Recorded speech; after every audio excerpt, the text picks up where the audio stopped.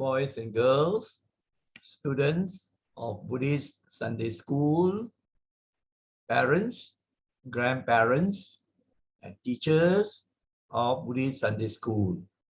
May you all be well and peaceful.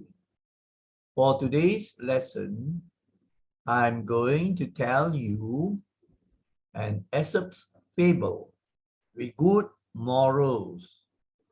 Now, many of you have heard about Aesop's fable, so many of them. But this one, I think you have not heard before. Now, what is a fable? A fable is essentially a short story that teaches a good moral. And fables usually involve all types of animals. And these animals can talk, they can converse, and there will be good stories concerning them that in the end will teach us good morals, right? So you get an idea of what a fable is. Now let us look at the PowerPoint. I will read the story and explain, and at the end of the fable, we will go over the important moral lessons and also good Dharma points that we can learn based on this particular story. So now let us launch the PowerPoint.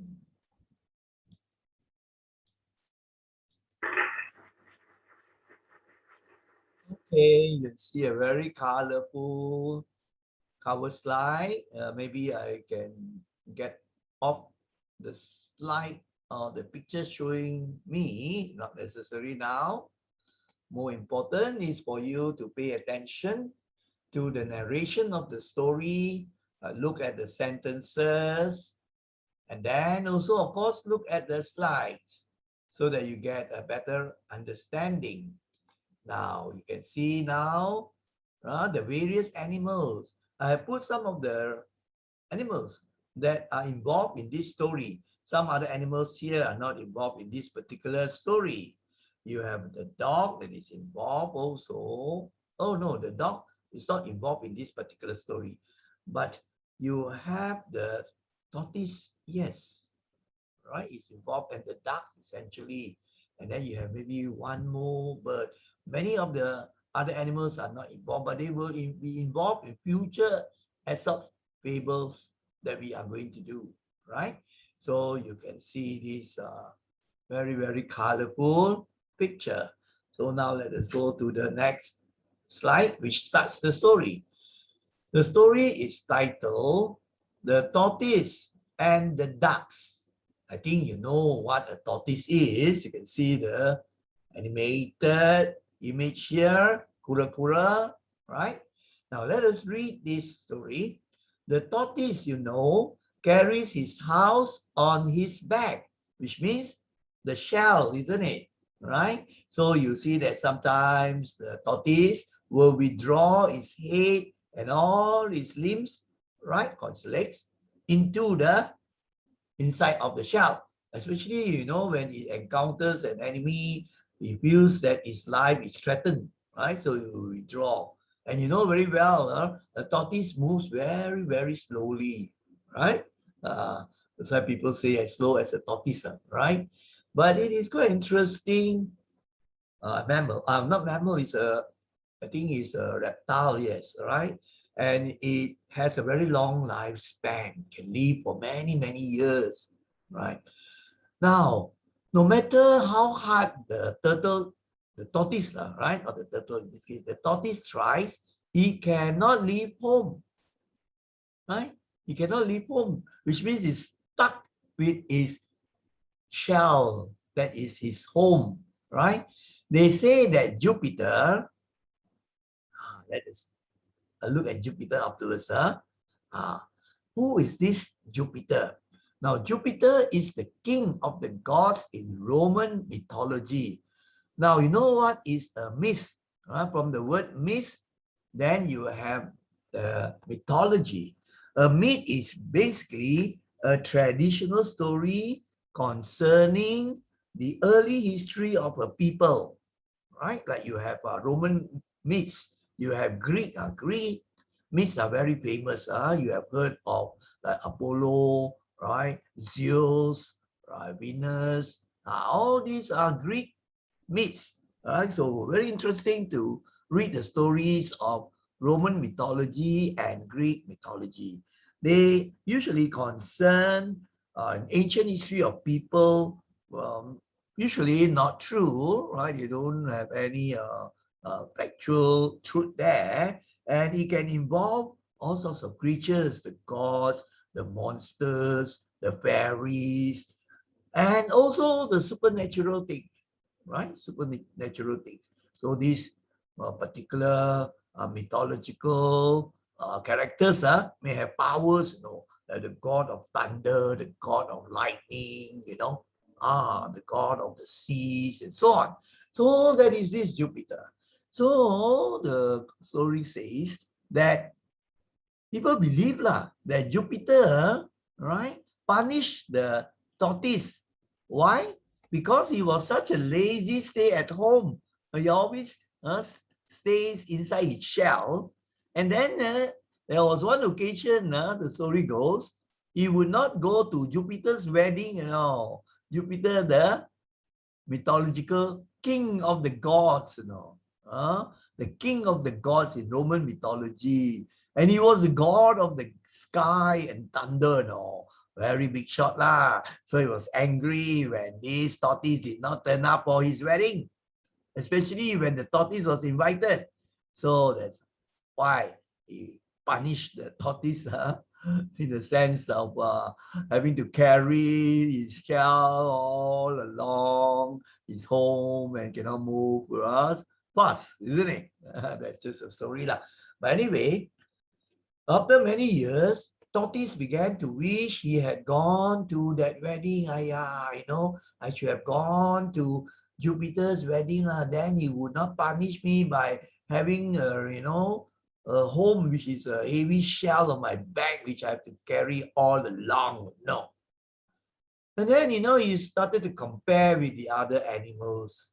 When he saw how gaily, how happy the birds flew about, like very carefree, and how the hare, now this is the hare. The hare is of the same family as the rabbit, but the hare has longer ears and it can, just like the rabbit, run very, very fast. The hare is not the rabbit, but they have similarities. They are of the mammal class and probably quite similar species lah.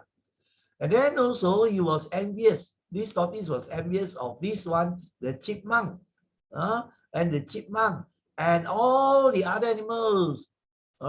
They could run here and there, and then nimble at some food stuffs and so on, like the chipmunk may find fruits and so on. Do you know what is a chipmunk? Now here I've shown you the picture of a chipmunk. The chipmunk is basically a burrowing ground squirrel. Now squirrel, squirrel is tupai. This chipmunk is of that species, but it's a smaller type of mammal compared to the usual squirrel. And it can burrow into the ground to make the hole, and it can also run very fast, very active, right? Very, very active. It's quite opposite to the tortoise. Tortoise very slow, gentle, right? Walk slowly, whereas these are all very, very active, fast. So this particular tortoise was quite envious lah. He said he wish he could do the things that the other animals could do, like the birds or the rabbit or the hare, and so on. But later on we learn certain lessons that this is wrong thinking, wrong attitude. So because he was comparing, so he felt very sad at his own body and the house or home that he had to carry, and he felt discontented, not contented, tidak puas hati with his body the home that he had to carry. So now this is the narration for the start, and we go on to the next part. And of course, he had this fantasy or imagination. He wanted to see the world too, but then he could move so very slowly. And there he was with a house on his back and little short legs. His legs were very, very short and very difficult for him to drag himself along with the house and then with the short little legs. So what happened? One day, he met a pair of ducks. Here, you see the ducks, quack, quack, quack. And he told them all his trouble.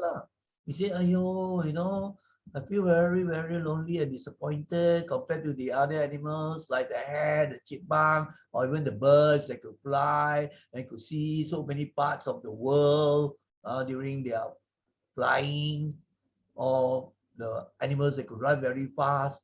Then what did the ducks say? We can help you to see the world, said the ducks. Take hold of this stick with your teeth, and we will carry you far up in the air, where you can see the whole countryside. Beautiful countryside. But keep quiet, or you will be sorry. You'll be sorry means you regret it lah. They have done something not correct.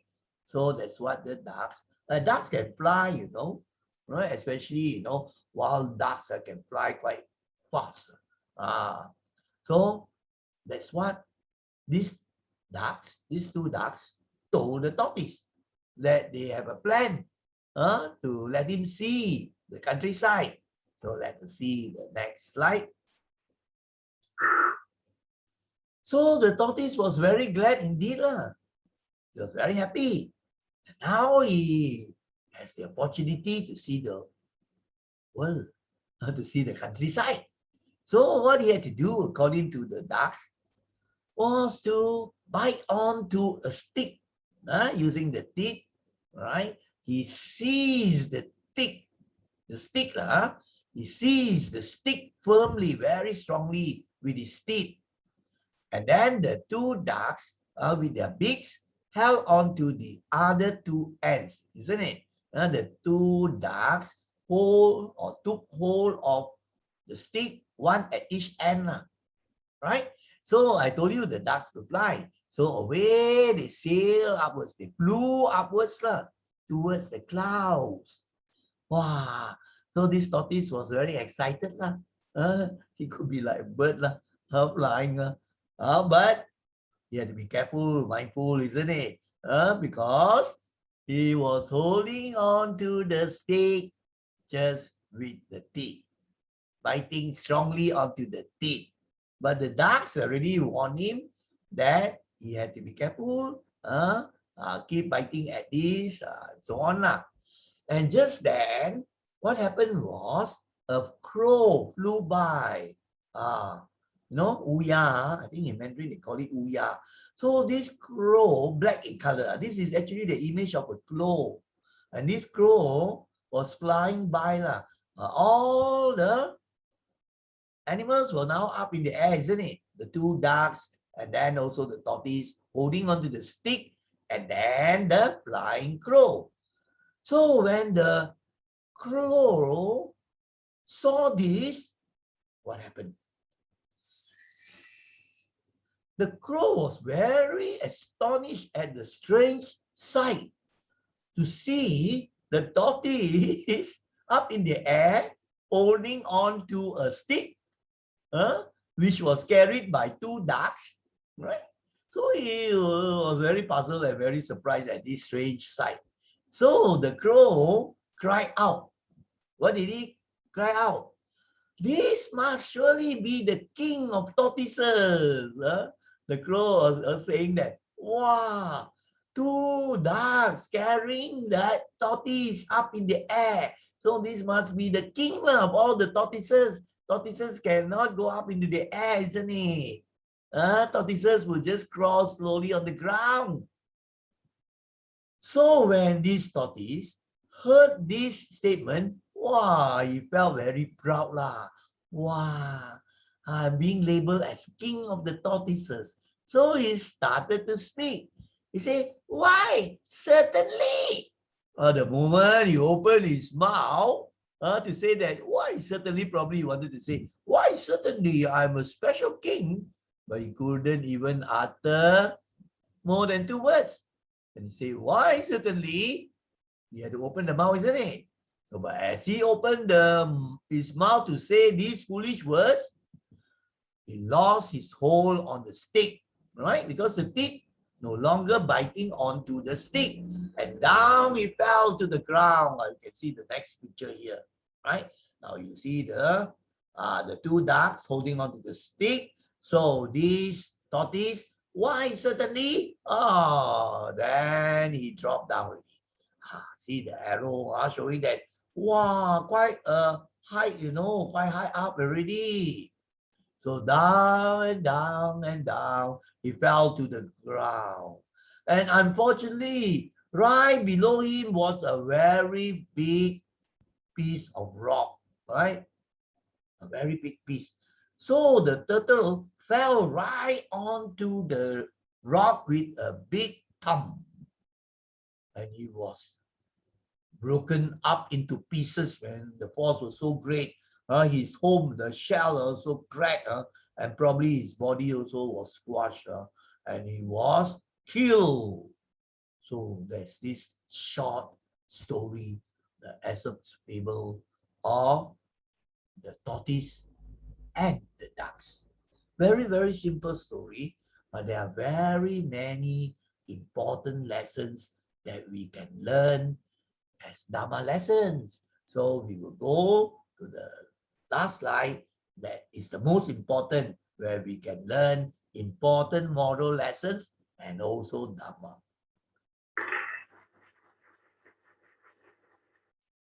So the fable is titled The Tortoise and the Ducks. I have 2 more pictures to show you, right? Here, a black and white one, 2 ducks carrying onto the tortoise, and here we have a colored one high up in the sky, just before the tortoise fell, right? So let us look at the first lesson, right? First one, be contented with what you have. Count your blessings. Now this you see in the story here, the tortoise was not happy with itself. He was complaining about the heavy shell that he had to carry. But that's the nature of a tortoise, isn't it? So he couldn't accept himself. He was not contented. He, wanted something else. He didn't realize actually that this shell could protect him from a lot of danger. There were other stories, where the tortoise was safer because of the shell. They could withdraw inside. Other animals, smaller animals that had no protection, they would be eaten by the bigger animals. So you see, right? So there are still advantages of having a shell, a hard shell, they are protective home. So he didn't realize that, was not happy, contented with what nature had given him. He must actually count his blessings, to be thankful that he had also a protective home, isn't it? Right? And of course, it's the nature of a tortoise to walk slowly. But then you remember that story of the tortoise and the hare, slow and steady wins the race, isn't it? That for us human beings, sometimes when we do things very, very fast, and we move very, very fast, we see TV shows with the cartoons all moving very fast, they give us stress. When we slow down things like meditation or go for slow walking meditation, then the mind settles and we can be peaceful, isn't it? So there are good things also. So that's the first lesson we have to learn. Now let us look at the second lesson, right? Do not compare with others. That's what the tortoise did.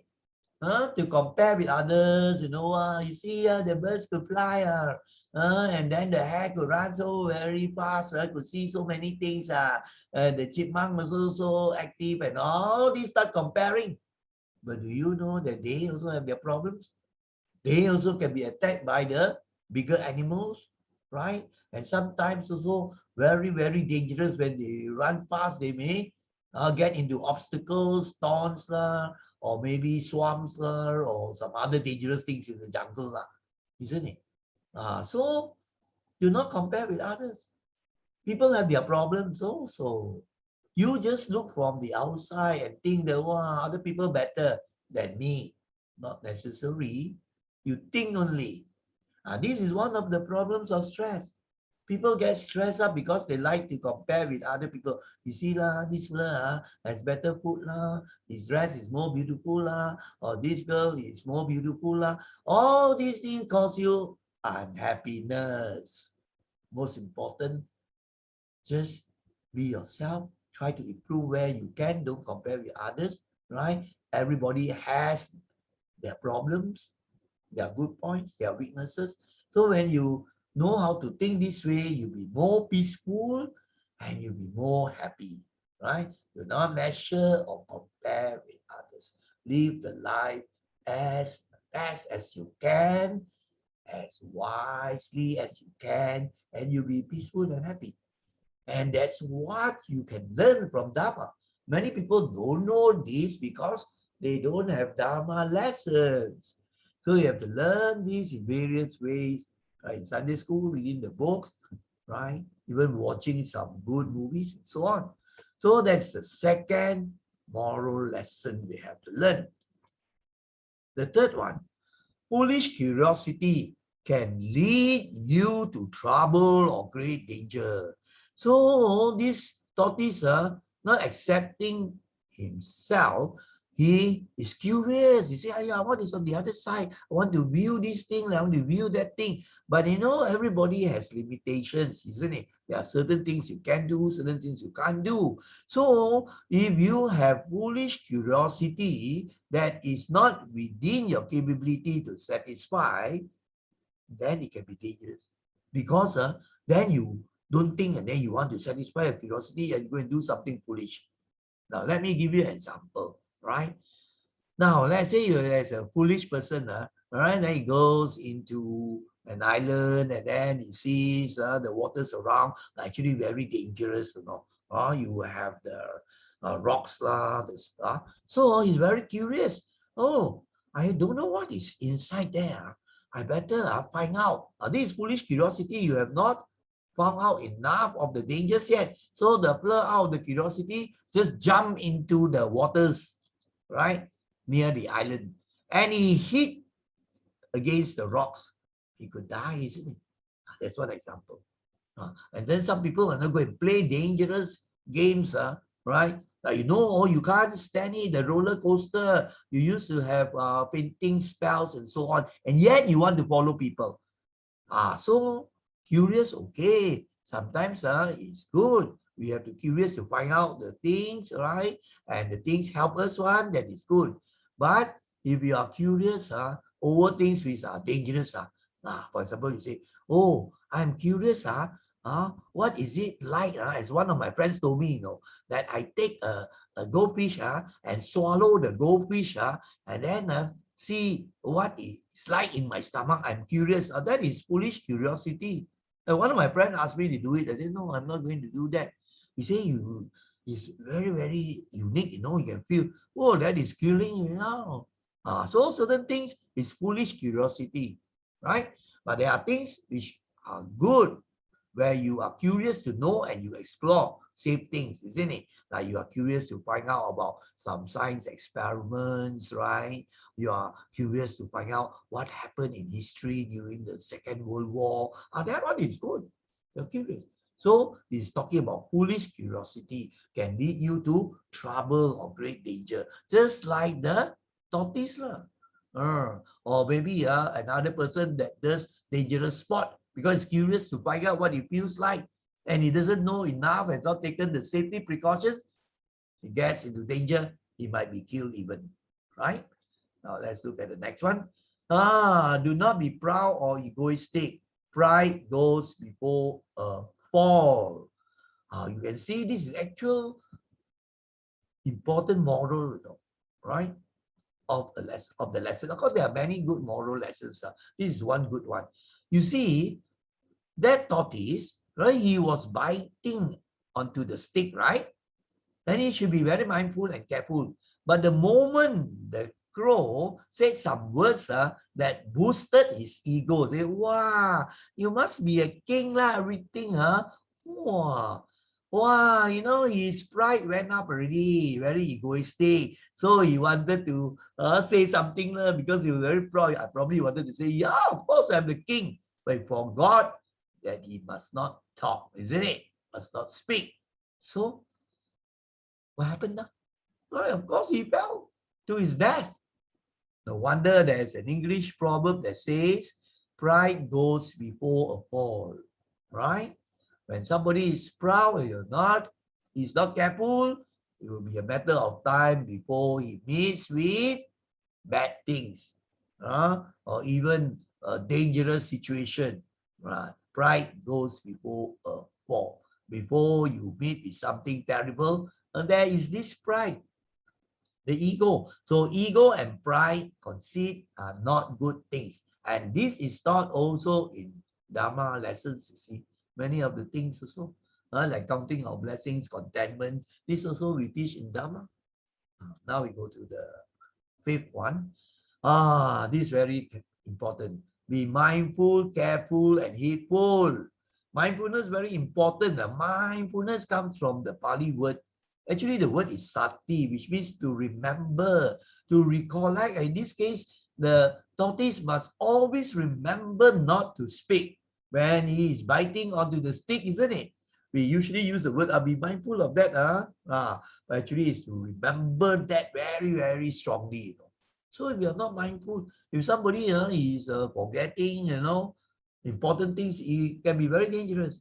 You are not mindful when you are cutting vegetables, you can cut your fingers because your mind is not focused on that important process, just cutting the vegetable, or your mind not mindful when you're walking the road, right? You can be knocked down. So that's a very important quality. Carefulness, of course, you know lah, 小心 一定要小心的. Be very careful, right?